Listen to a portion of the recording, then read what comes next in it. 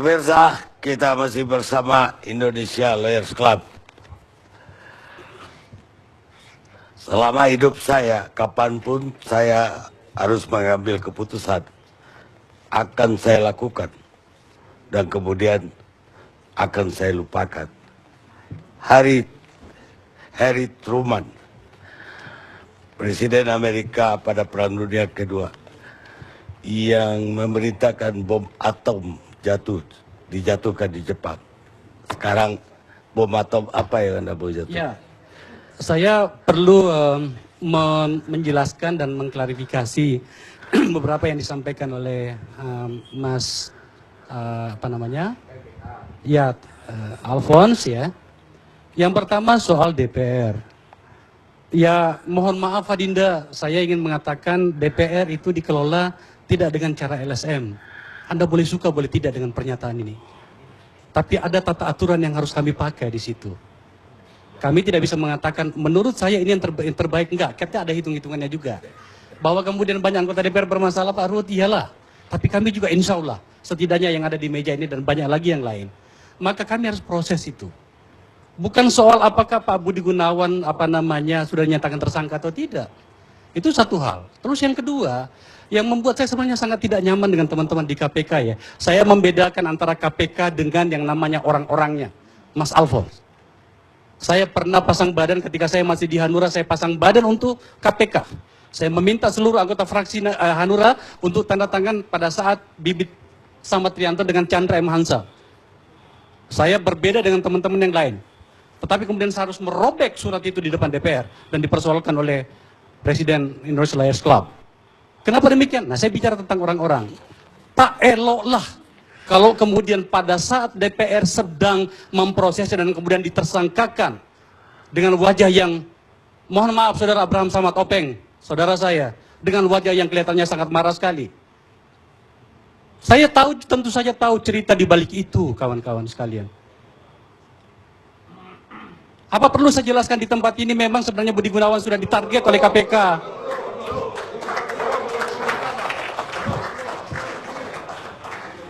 Ini kayak ngadu ayam gitu loh. Pakai tepuk tangan segala. Enggak, apakah perlu saya sampaikan bagaimana sebenarnya Pak Budi Gunawan? Kalau Anda terus saya berhenti loh. Enggak, saya berbicara tentang fakta di sini. Dia sudah ditarget ketika dia Kapolda Bali. Tetapi karena turun, berhenti, ini yang saya dengar dari mulut seseorang. Tetapi kan kemudian sudah berhenti jadi Kapolda Bali, maka kemudian turunlah kepada Pak Joko Susilo. Tinggalkan itu. Kenapa tiba-tiba diproses? Itu kasus tahun 2004 ya. Saya tidak peduli soal rekening gendut atau tidak.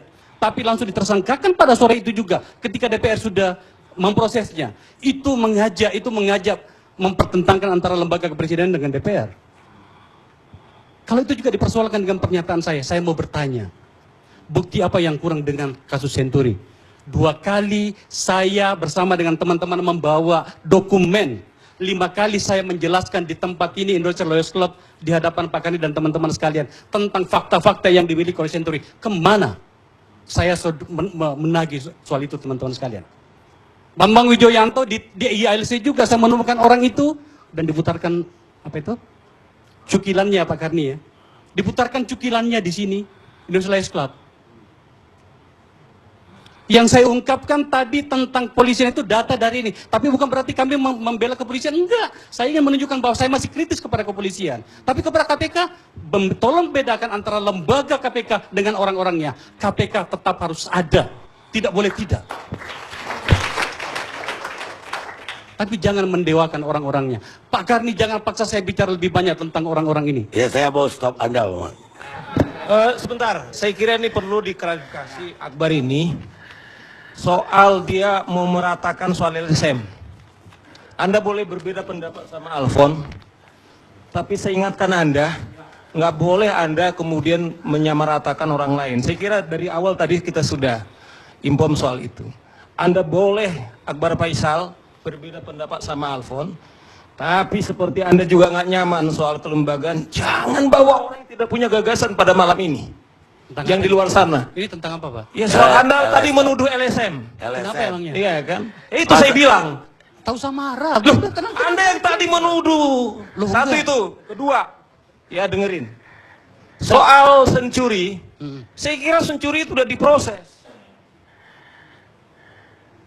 Budi Mulia sudah dihukum ya, itu yang pertama. Ketiga, Yang kedua. tolong sebentar, ketiga ini, ya. Dalam sejarahnya belum ada tersangka daripada KPK.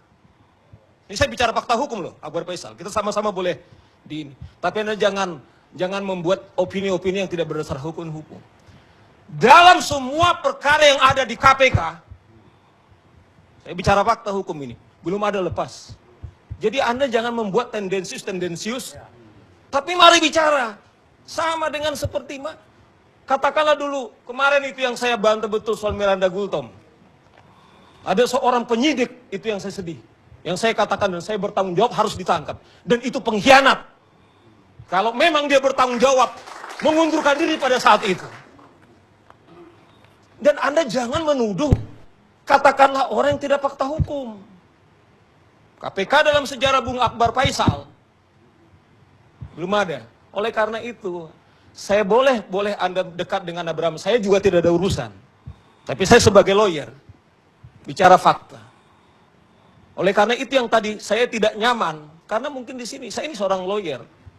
Ketepatan saya diminta oleh Abraham Samad dan BW, dan saya tidak dibayar 1 peser pun, biarpun saya kantor sendiri. Ya. Oleh karena itu saya katakan sekali lagi, jangan samaratakan, kalau Anda berbeda pendapat dengan siapapun, jangan bawa lembaga lain. Baik, saya kira cukup. Bang. Nggak perlu saudara. Sebenarnya saya bingung Anda marahnya di bagian mana ya? Tadi. Satu, ya. Jadi cara kerja yang Bentar, Anda bilang Bang. itu jangan LSM. Dia tahu saya teriak-teriak, saya bisa lebih marah dari Anda gitu loh kan. Yang mana? Anda dia nggak seperti- Dengar, yang pertama, soal LSM-nya kayaknya Anda tidak paham maksud saya. Coba dengarkan kembali apa yang saya sampaikan tadi, supaya Anda bisa sedikit lebih tenang sedikit ya. Yang kedua, Bung, Anda tidak tahu apa-apa tentang Senturi. Sudahlah, Anda tidak tahu apa-apa. Anda kan tuduh KPK. Iya benar. Iya, karena Anda tuduh KPK, saya bicara fakta hukum. Iya. Anda boleh politik di DPR. Iya. Iya. Saya bicara fakta hukum. Anda enggak. Fakta hukum juga kita Enggak, kita di saya DPR. kira- Kan saya pengacaranya BW. saya- Anda mau bicara di DPR. Saya kira stop. Ya. Saya nggak mau berdebat. Nah. Saya nggak mau berdebat. Anda.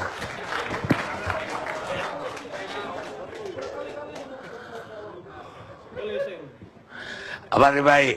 Tepat nggak putusan Presiden Jokowi? Ya, jadi Bolehlah orang-orang di sini, bolehlah. memang di sini ada satu hal yang benar-benar kejadian ini membuat saya secara pribadi sungguh prihatin. Prihatin kenapa? Ini sudah pernah terjadi ketika kasus Bibi dan Chandra. Dan saya di sana juga sebagai pengacaranya Bibi dan Chandra. Ketika kasus ini muncul, maka penegakan hukum di KPK pun selalu terganggu juga. Saya berpikir bahwa hal itu tidak akan pernah terulang kembali, kasus ini akan menimpa hal yang sama. Ternyata pada prosesnya pada masa sekarang juga masih terjadi hal yang sama, walaupun dengan objek yang berbeda. Ini menurut saya sesuatu hal yang sangat tidak perlu. Antar penegak hukum mereka berantem mungkin, walaupun yang lainnya mengatakan bahwa ini bukan masalah institusi, ini masalah perseorangan. Tetapi apapun itu kita tidak bisa mengklaim bahwa ini adalah bukan masalah institusi. Buktinya penegakan hukum juga terganggu. Nah, dengan kejadian-kejadian seperti ini mestinya kita harus berkaca diri. Bahwa yang kita perlu bangun adalah penegakan hukumnya itu. Kita malu dengan berantemnya KPK, dengan kepolisian dan lain sebagainya. Saya itu mungkin episode berikutnya. Iya. Episode sekarang tepat tidak putusan Jokowi. Kalau saya melihat bahwa kasus ini kemudian Presiden memilih calon baru, saya pikir sesuatu hal yang sah-sah saja. Dan saya yakin bahwa Pak Budi Gunawan pun orang yang sangat profesional bisa menerima keputusan hal seperti ini. Bahwa ketika Presiden menginginkan seorang pemimpin baru di kepolisian itu, beliau pasti juga akan menerima. Ini adalah konsekuensi bagi seorang profesional hukum, seorang kandidat Kapolri memberikan contoh yang sangat baik sehingga beliau tidak berkomentar. Ini menurut saya sesuatu hal yang sangat positif. Kita tidak bisa mengandaikan, andai kata misalnya Pak Budi Gunawan buat perlawanan yang sangat luar biasa misalnya. Tetapi dengan saat ini, beliau tidak mengambil keputusan apapun dan menerima keputusan, itulah sebagai hamba hukum yang baik menurut saya. Dan keputusan Jokowi kemudian Presiden mencalonkan orang lain, dan yang pertimbangannya adalah biar ada apa? Tidak menimbulkan prasangka kepada masyarakat, saya pikir adalah keputusan yang sangat tepat, dan ini harus diambil. Dan sekali lagi, pengambilan keputusan ini adalah untuk penegakan hukum itu sendiri. Karena kalau tidak, dengan berlarut-larutnya masalah ini, maka tentu penegakan hukum di kedua lembaga pasti akanlah terganggu. Nah, problem yang kedua adalah menurut saya, ketika masalah ini seperti ini, kemudian ada PLT KPK, ini yang mestinya menjadi PR menurut saya. PR-nya adalah, apakah iya seorang PLT KPK nanti akan lebih maksimal dalam pemberantasan korupsinya? Kita bisa melihat misalnya beliau silaturahmi ke Mabes Polri, beliau silaturahmi ke Kejaksaan, meminta tambahan penyidik dan lain sebagainya. Saya pikir ini akan menjadi sebuah hal yang tidak akan pernah independen kembali. Kenapa saya katakan demikian? Mereka akan mengungkap kasus-kasus tertentu yang mungkin ada keterkait dengan institusinya. Mereka pasti akan tidak berani. Mereka ketakutan. Dengan misalnya kemarin ada pernyataan bahwa kemungkinan 21 penyidik akan menjadi tersangka, mereka akan berpikir. Mereka akan berpikir untuk menjadi seorang penyidik profesional di KPK misalnya. Karena mereka ketakutan hal seperti ini. Ini yang mestinya harus digarap oleh PLT KPK bagaimana untuk menegakkan komitmen pemberantasan korupsinya itu mestinya. Nah, kalau tidak ada jaminan hal yang semacam ini misalnya, kepada kepimpinan kepolisian, kepada penyidik yang akan diperbantukan di KPK kembali, mungkin dualisme sikap penyidikan itu pasti tidak akan pernah utuh. Nah, ini adalah persoalan-persoalan yang mestinya kita kedepankan dalam pemberantasan korupsi saat ini. Kita bisa membayangkan betapa banyaknya kasus-kasus korupsi yang ada di Indonesia yang belum tertangani dengan secara baik. Tiba-tiba ada tsunami masalah yang sedemikian rupa, masalah-masalah hukum dengan ini. Ini tentu bukan hal yang sangat mudah. Apalagi setelah terakhir pra-peradilan muncul. Ketika pra-peradilan muncul kemudian dimenangkan oleh Pak Budi Gunawan, ini tentu ada implikasi-implikasi hukum. Implikasinya tidak sederhana. Kita bisa melihat bahwa besok ketika orang yang ditetapkan sebagai tersangka di kepolisian, di kejaksaan, dan di KPK, mereka bisa melakukan pra-peradilan. Runyam, semakin runyam ketika mereka akan memproses hukum dengan secara maksimal. Dan saya yakin ini akan menjadi problem tersendiri. Memang ada sisi-sisi yang lain yang memang itu menguntungkan kepada publik. Satu, untungnya adalah ketika seseorang yang menetapkan tersangka dengan secara buru-buru misalnya, dengan adanya indikasi Inggris bisa diperadilan. Tetapi masalahnya ini akan menjadi problem tersendiri bagi hukum di kita. Itu problemnya masalahnya. Baik, sekarang saya serahkan ke Pak Refli Harun, pakar hukum tata negara. Ya, terima kasih Bang Karni. Lumayan tidak terakhir ya, terakhir. Jadi ada sebenarnya kan putusan Jokowi itu ada 3 hal ya. Pertama adalah pengajuan Badrodin Haiti dan kemudian pembatalan Budi Gunawan. Kedua, terbitnya Perpu sebagai bridging untuk kemudian yang ketiga yaitu penunjukan PLT. Nah, kemudian saya ingin membahas yang pertama dulu karena temanya adalah tepat atau tidak kan begitu. Jadi sebenarnya ada pertanyaan hukum tata negaranya. Jadi pertanyaan hukum tata negaranya begini. Apakah seseorang yang sudah disetujui oleh DPR itu kemudian harus dilantik dalam kondisi apapun? Kan seperti itu. Pertanyaan lanjutannya adalah, apakah presiden itu masih memiliki hak prerogatif untuk mengajukan nama lain? Setelah kemudian orang tersebut sebenarnya sudah disetujui oleh DPR. Nah, saya sebenarnya dari awal, dan saya kira bisa dirunut dari pernyataan dan tulisan saya, mengatakan bahwa sesungguhnya masih ada. Jadi begini, kan jabatan-jabatan yang dinominasikan oleh presiden, eksekutif, dan melibatkan institusi DPR, ini adalah, pertama adalah yang dinominasikan oleh lembaga lain. Kalau dinominasikan lembaga lain, maka sesungguhnya presiden tidak memiliki hak subjektif untuk kemudian menolak untuk tidak melantik. Sebagai contoh misalnya, dulu ada hakim konstitusi yang diproses Mahkamah Agung. Ada isu bahwa yang bersangkutan begini, begitu, dan lain sebagainya. Tapi kemudian presiden tetap mengeluarkan kepres dan kemudian melakukan pelantikan. Itu yang pertama. Karena dia tidak punya hak subjektif di situ. Karena lembaga lain yang memproses. Yang kedua adalah, kalau jabatan publik ini diproses melalui sebuah tim seleksi atau pansel yang independen, yang dibentuk berdasarkan perintah undang-undang. Sebagai contoh misalnya pansel KY, pansel KPK, pansel KPU dan lain sebagainya. Nah di situ presiden pun sebenarnya sebagai fasilitator saja. Bahkan kadang-kadang mengatakan presiden cuma tukang pos saja. Jadi setelah pansel memilih orang-orangnya, lalu kemudian dimajukan kepada DPR, DPR memilih dan kembali kepada presiden untuk dilantik. Di situ pun saya mengatakan presiden tidak memiliki hak subjektif. Karena bukan dia yang menominasikan. Dan lembaga-lembaga itu berasal dari State Auxiliary Agency atau State Independent Body. Jadi lembaga-lembaga independen di luar ranah eksekutif. Yang ketiga adalah yang lebih tidak bisa lagi presiden tidak punya discretional power adalah ketika pejabat itu sesungguhnya dia dipilih melalui pemilihan umum. Dipilih melalui pemilihan umum, maka sesungguhnya presiden juga sebenarnya tidak punya kewenangan subjektif untuk membatalkannya. Kalau menunda terjadi, tetapi membatalkannya itu pasti tidak bisa. Karena bukan dia yang memilihnya. Nah, adapun Kapolri dan kemudian Panglima TNI, sesungguhnya ini adalah jabatan di dalam ranah eksekutif. Jadi within the executive affairs sesungguhnya. Tetapi kemudian karena perkembangan ketatanegaraan, dia dibatasi oleh persetujuan DPR. Kalau dulu nggak ada. Mau ngangkat Kapolri memberhentikan ya itu hak subjektif presiden saja. Tetapi kenapa kemudian perkembangannya dia kemudian ada? Ya sederhana saja, karena dulu mungkin Panglima TNI atau Panglima ABRI sering digunakan sebagai alat presiden untuk kemudian memelihara rezim yang koersif. Makanya kemudian ada check and balances DPR. Tetapi mungkin bapak-bapak semua di sini, saya termasuk barangkali ke depan sebenarnya, barangkali bukan persetujuan yang benar ke depan. Barangkali yang benar adalah pertimbangan. Kenapa kalau persetujuan? Karena kalau persetujuan tersebut secara teoritis bisa ada yang namanya constitutional deadlock. Kenapa?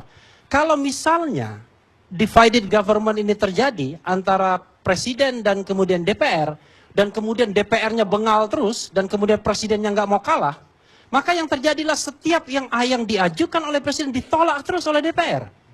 By teori bisa.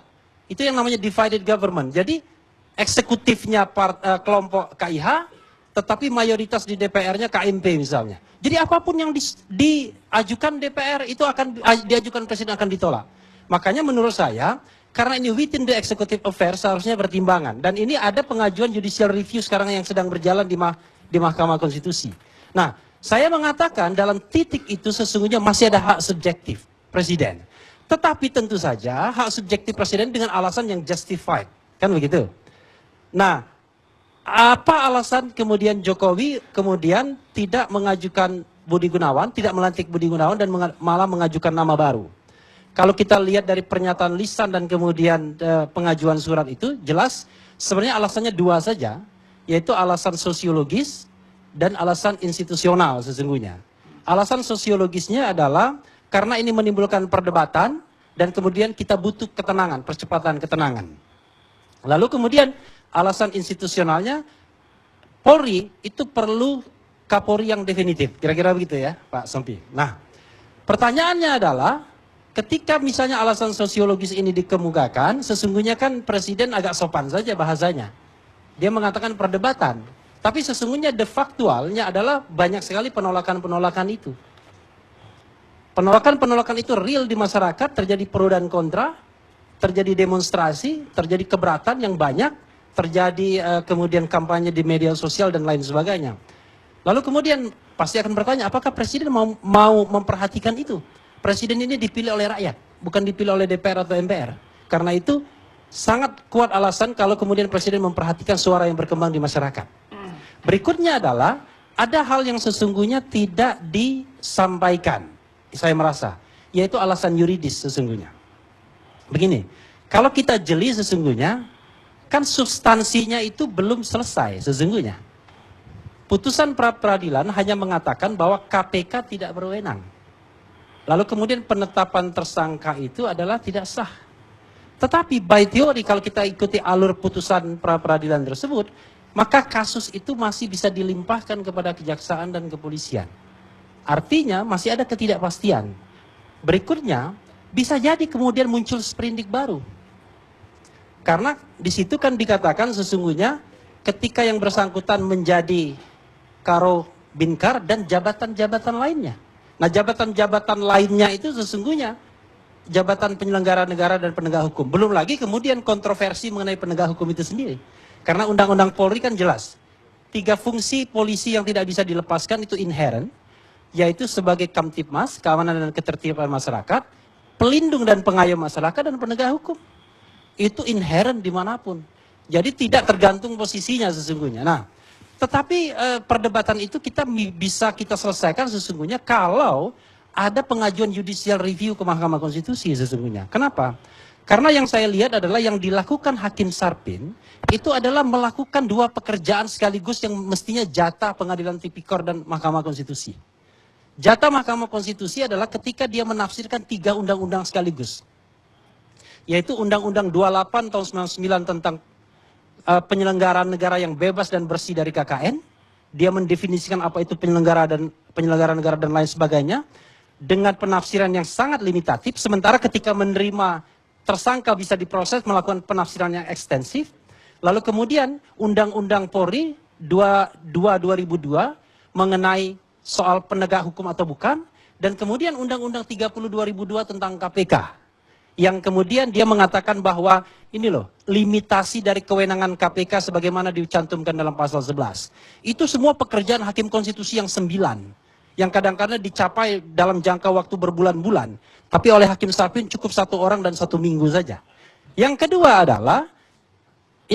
adalah dia juga kemudian bicara mengenai kompetensi, kewenangan relatif absolut Pengadilan Tipikor untuk melakukan penyidikan KPK. Nah, ini kan sebenarnya kan bagian dari eksepsi ketika itu masuk materi perkara di Pengadilan Tipikor. Nah, tetapi oke, sudahlah. Tetapi masih ada peluang walaupun kemudian kasasi dinyatakan tidak dapat diterima, bukan ditolak, dinyatakan tidak dapat diterima karena belum diproses, maka kemudian masih ada PK dan masih mungkin ada yang namanya judicial review untuk kemudian memberikan definisi, redefinition terhadap apa itu kemudian kewenangan KPK. Kalau misalnya diberikan, maka kemudian bisa masuk lagi kepada pernyataan tersangka. Bang Karni, masih ada waktu? Pertanyaan saya, ini kan hukum formal ya. Iya. Seingat saya Iya. ya, reasoning atau PK Iya. tersebut, Iya. itu dalam kasus pembuktian material. Iya. Bahkan PK itu Iya. ada syarat novum baru. Iya. Oke lah gak syarat novum baru. Iya. Tapi pembuktiannya itu pembuktian material. Bukan urusan Iya. hukum formal. Ya. Jadi begini Bang Karni, kalau kita mau menegakkan hukum yang normal dengan cara yang normal, menegakkan sebuah keputusan yang abnormal, yang tidak normal dengan cara yang normal nggak kena. Karena itu kemudian kadang-kadang ada yang namanya legal breakthrough, terobosan hukum. Yang paling fenomenal misalnya begini, dulu ada putusan Pengadilan Tinggi Jawa Barat mengenai kasus Wali Kota Depok. Itu undang-undang itu tidak ada cerita mengenai peninjauan kembali. Karena yang namanya putusan sengketa hasil pilkada itu adalah first, final, and binding.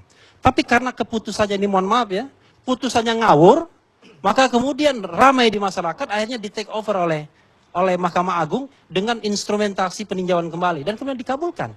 Hal yang sama terjadi juga pilkada Sulawesi Selatan 2007, juga begitu. Karena putusan Mahkamah Agung sendiri kemudian tidak proper, tidak benar, dia memerintahkan pilkada ulang. Padahal maksudnya perintahnya adalah pemungutan suara ulang. Karena pilkada ulang sama pemungutan suara itu jauh sekali. Pilkada ulang itu proses sampai pelantikan dan itu belum dilalui. Ya, tapi kalau ada sesuatu dalam proses hukum yang blunder atau katakanlah salah, harus kita tutup dengan kesalahan baru lagi. Ah, begini. Kayaknya saya belum sependapat. Kita rehat dulu sejenak. Nanti baru dilanjutkan.